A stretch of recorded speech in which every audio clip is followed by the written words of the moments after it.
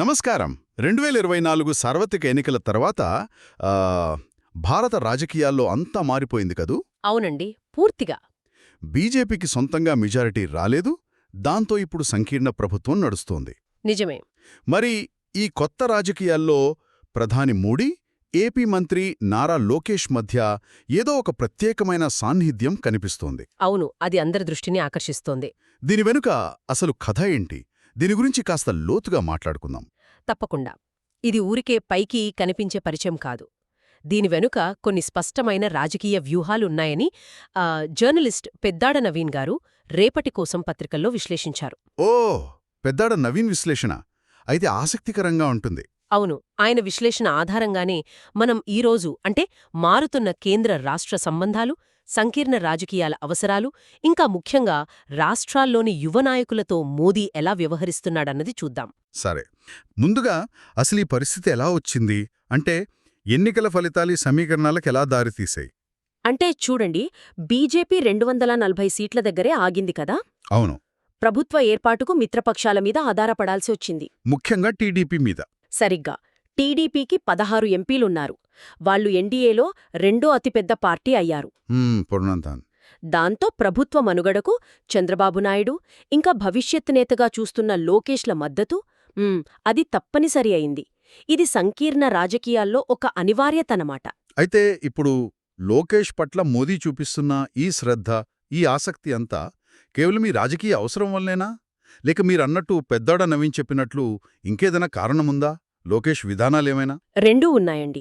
అంటే రాజకీయ అవసరం ఖచ్చితంగా ఉంది, అది కాదనలేం. కానీ లోకేష్ రాజకీయ విధానాలు కూడా మోదీకి నచ్చుండొచ్చు. ఉదాహరణకి ఆయన టెక్నాలజీ మీద, పెట్టుబడుల మీద ఎక్కువ ఫోకస్ పెట్టడం. అవును, అది గమనించాం. అలాగే కేంద్ర రాష్ట్ర ప్రభుత్వాలని ఆయన డబల్ ఇంజిన్ బుల్లెట్ ట్రైన్ సర్కార్ అని పోల్చడం. అంటే రెండూ ఒకే కూటమి అయితే అభివృద్ధి వేగంగా ఉంటుందని చెప్పడం.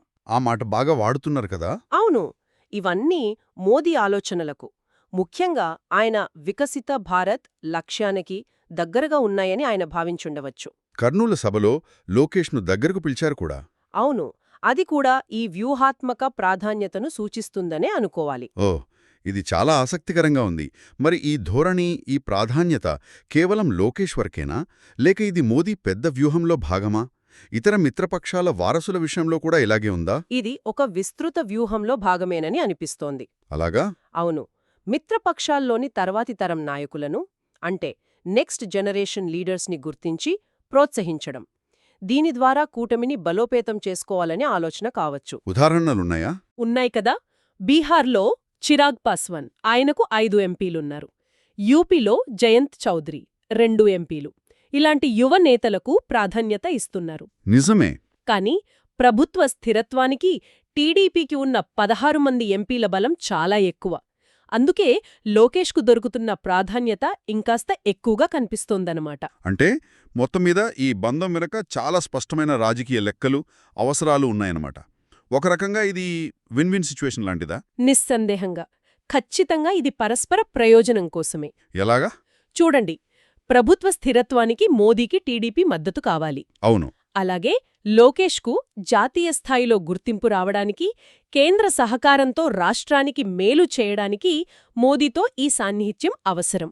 పెద్దాడ నవీన్ విశ్లేషణలో కూడా ఇదే ఉందా? అవును, ఆయన అదే సూచించారు. అంటే ఇది అభివృద్ధి రాజకీయాలు చేసే వారసులకు తన మద్దతు ఉంటుందని మోదీ ఇతర ప్రాంతీయ పార్టీలకు ఇస్తున్న ఒక సిగ్నల్ కూడా కావచ్చు అని. అంటే మారుతున్న కేంద్ర రాష్ట్ర సంబంధాలకు ఇదొక నిదర్శనం అంటారా సంకీర్ణ ధర్మం ప్రకారం? ఖచ్చితంగా. కొత్త కేంద్ర రాష్ట్ర సంబంధాల డైనమిక్స్ ఇవి. మొత్తం మీద చూస్తే మోదీ లోకేష్ల మధ్య ఈ సాన్నిహిత్యం వెనుక సంకీర్ణ రాజకీయాల అవసరాలు, భవిష్యత్ నాయకత్వ వ్యూహాలు, కొత్త కేంద్ర రాష్ట్ర సంబంధాలు, పరస్పర ప్రయోజనాలు ఇవన్నీ ఉన్నాయని స్పష్టంగా అర్థమవుతోంది. అవునండి, ఇది కేవలం 2 వ్యక్తుల మధ్య బంధం కాదు.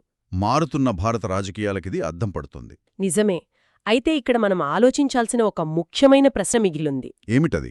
రాజకీయ అవసరాలు, ఈ సంకీర్ణ ధర్మం కోసం ఏర్పడుతున్న ఇలాంటి వ్యూహాత్మక బంధాలు, ఇవి లాంగ్ రన్లో అంటే దీర్ఘకాలంలో ప్రాంతీయ పార్టీల స్వయం ప్రతిపత్తిని ఎలా ప్రభావితం చేస్తాయి? అది కీలకమైన ప్రశ్న. అలాగే వాటి భవిష్యత్ నాయకత్వాన్ని, కేంద్ర రాజకీయాలను ఎంతవరకు ఎలా మారుస్తాయి, ఇది భవిష్యత్తులో ఎలాంటి రాజకీయ పరిణామాలకు దారితీస్తుందో చూడాలి. ఖచ్చితంగా ఆలోచించాల్సిన విషయం. సరే, ఈనాటి విశ్లేషణకు ధన్యవాదాలు. మీకు కూడా. మీకు కూడా.